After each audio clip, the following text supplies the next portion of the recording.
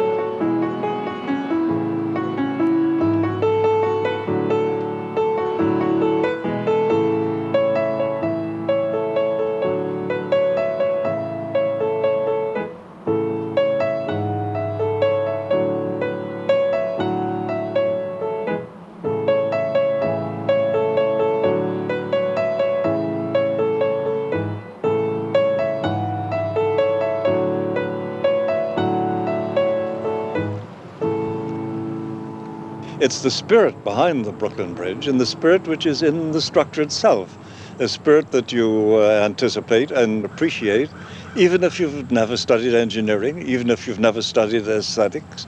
It's there, and in one degree or another, people who use it and have their eyes open respond to it. When Neil Armstrong landed on the moon, there was an interview published in one of the New York papers with a woman on Long Island, and they asked her what her response to all this excitement was, and she said it was very interesting, but it was nothing compared to the day they opened the Brooklyn Bridge. She had been there.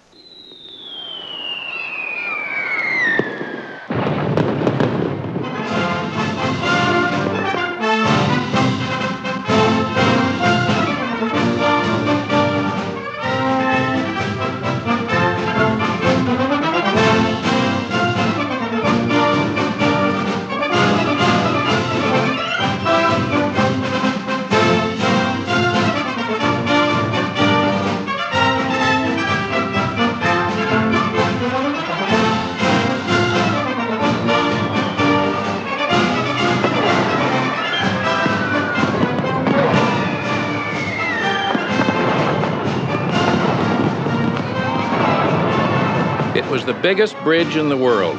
Everyone in Brooklyn and New York agreed. It had absolutely no rivals. The bridge was the vision of John A. Roebling, an immigrant, a genius, a civil engineer. And it was finally completed under the most difficult circumstances imaginable by his son, Washington Roebling. The bridge was half again as big as any built before it. Its two stone towers were taller than any structure on either shore, taller than anything else on the entire North American continent. The roadway of the bridge was as spacious as Fifth Avenue, and down the center of the roadway, above the traffic, was an elevated promenade where people could go to enjoy the views of the bay and of the cities as never before. And the distinctive network of cables that suspended the bridge was made of steel, the new metal of a new age.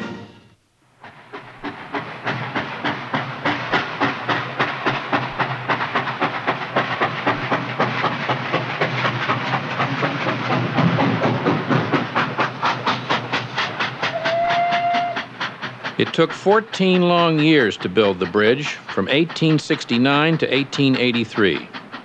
Years during which Edison invented the light bulb and the phonograph, Alexander Graham Bell the telephone. The buffalo were exterminated on the Great Plains. The curveball and catcher's mask were introduced into baseball. President Chester A. Arthur installed plumbing in the White House. In Europe, Marx died, and Einstein, Lenin, and Picasso were born. He is an extraordinary man, and if you people in Brooklyn are wise, you will interfere with his views as little as possible. Give the old man his way and trust him. How and where John Roebling found time to do all he did? To attend conventions and write voluminously for scientific journals, practice the flute and the piano, study metaphysics, pour forth his lucubrations on thousands of pages of manuscript, invent tools and machinery, design canals and bridges, and himself superintend their construction. How he achieved all this, I say, bewilders imagination. The contemplated work, when constructed in accordance with my designs, will not only be the greatest bridge in existence, it will be the greatest engineering feat of the continent and of the age. As a great work of art and a successful specimen of advanced bridge engineering, this structure will forever testify to the energy, enterprise, and wealth of that community which shall secure its erection. Respectfully submitted, John A. Roebling, September 1st, 1867.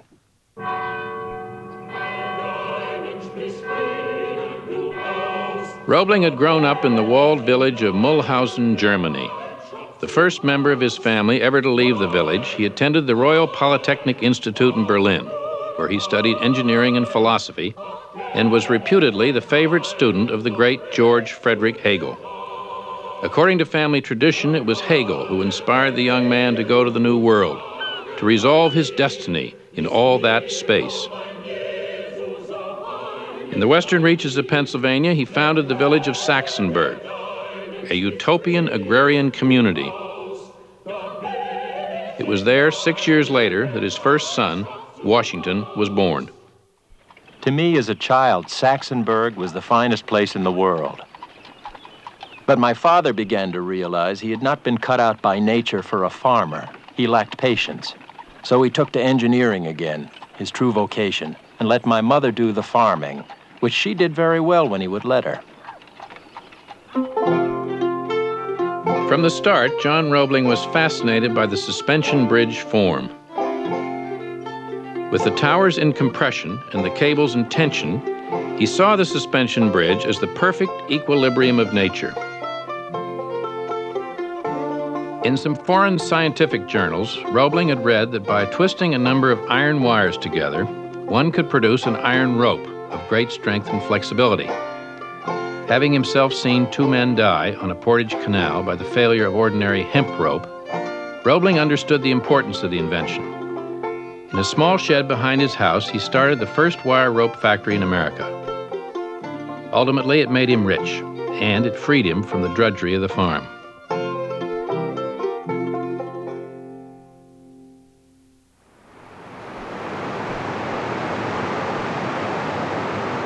You drive over to Suspension Bridge and divide your misery between the chances of smashing down 200 feet into the river below and the chances of having a railway train overhead smashing down on you. Either possibility is discomforting taken by itself, but mixed together they amount in the aggregate to positive unhappiness. Mark Twain. The most striking features of this iron web were the cables radiating from its towers. In an age when 1 out of every 4 bridges built was collapsing, these diagonal stays gave a Roebling bridge its strength and beauty. John Roebling's next bridge was over the Allegheny River at Pittsburgh. There he was joined by his son Washington, who had completed a degree in engineering at Rensselaer Polytechnic Institute and was to become his father's favored assistant. Washington went on to receive his practical training as a bridge builder during the Civil War. In urgent need of bridges, the Union Army was impressed with his ability and tolerant of his inexperience. 3 bridges and 8 battles later, including Gettysburg, they promoted him to the rank of colonel.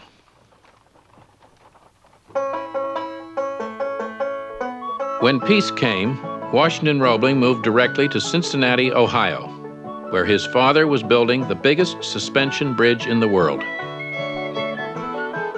The size and magnitude of this work far surpasses any expectations I had formed of it. It is the highest thing in this country.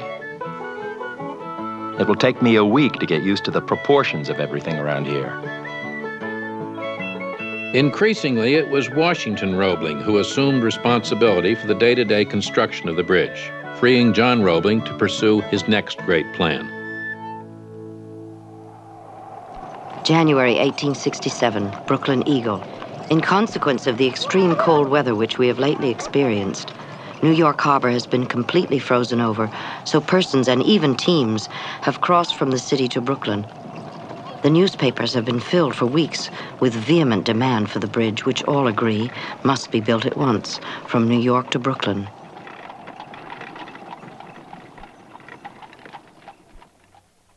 For John Roebling also, the Brooklyn Bridge had become the overriding passion of his life. In just 3 months, he produced all the drawings, the cross-sections and location plans, made preliminary surveys, took soundings, estimated cost, and wrote his proposal. In plan, everything was done with exacting precision until the proposed structure conformed with both his mathematical and spiritual ideal of perfection. That April, legislation was passed in Albany creating the New York and Brooklyn Bridge Company, and its trustees appointed John Roebling chief engineer. The Common Council appropriated $1.5 million to start the work. And in early June of 1869, construction finally began. Brooklyn Eagle. An accident occurred on the 28th of June while Mr. Roebling with his son was engaged in surveying for the bridge. He was standing on a string piece inside the Fulton Ferry rack. On seeing a boat approach, Mr. Roebling stepped back onto a beam, but a knotty protuberance caught one of his feet, and the pressure of the oncoming boat crushed it. My father was a hydropathist and had decided ideas of his own.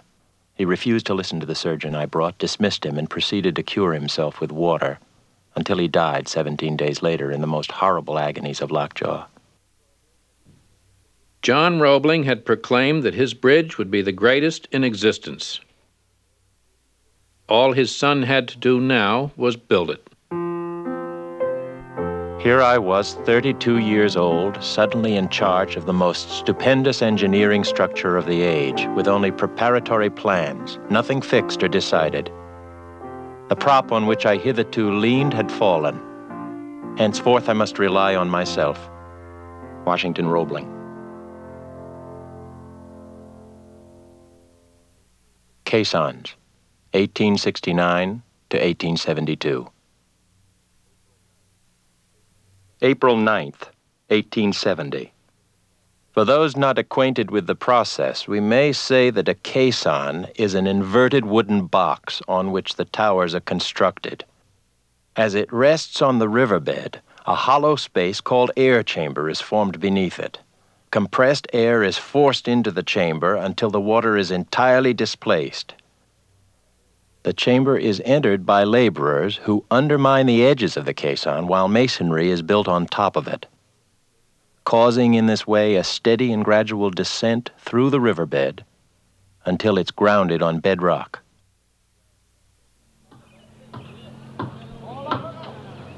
In theory, it worked. Small caissons holding 1 or 2 men had been used in Europe, but the nature of the difficulties in sinking a caisson half the size of a city block could hardly be foreseen. Uncertain that caissons of such extraordinary size could even be built, the shipbuilders who were to construct them refused to guarantee their safe delivery and demanded all the money in advance. The first caisson would be built for the Brooklyn side of the river. 70,000 tons of stone and brickwork are to be piled upon the caisson, which now floats lightly on the surface of the East River. All the weight of every man, woman, and child in this city would be but a fraction of the weight of building materials this wooden caisson will have to bear.